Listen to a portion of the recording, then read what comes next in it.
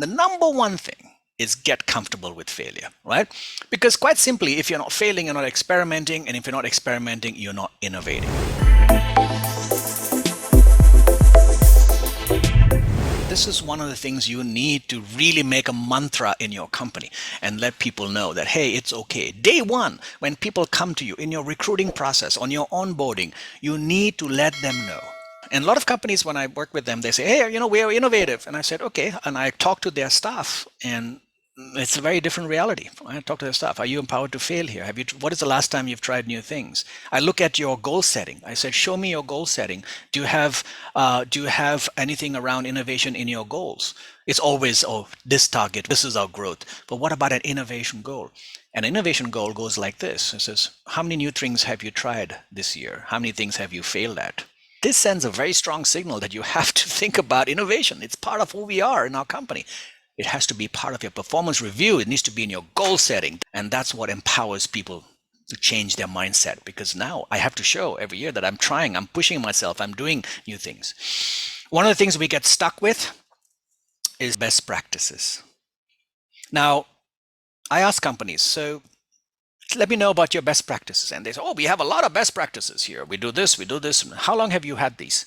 Oh, since the beginning, since 10 years, 5 years. Really? And there's no better way to do anything now? And they go, what are you saying? Says, okay, what I say is best practices are actually killing innovation. Now, don't get me wrong here. You need best practices if you have very specific operations. Operating, if you're a pilot or a doctor or surgeon, you need best practices. You can't deviate from the plan too much, right?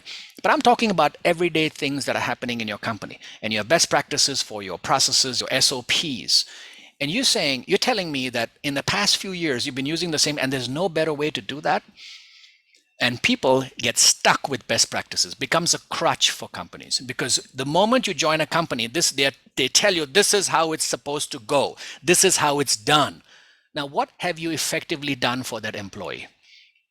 You have told that person that we don't accept any new ways to do this. Think about that. Think about that. Think about what's happening right now, right? How have you programmed that person when they join your company? So this is how it's done. Isn't there a better way to do it? As opposed to saying, this is how we think it's done, and we've been doing it like this, but by no ways is this set in stone. And we really appreciate your input and ideas and thoughts to make things better, because we believe there's always a better way to do that.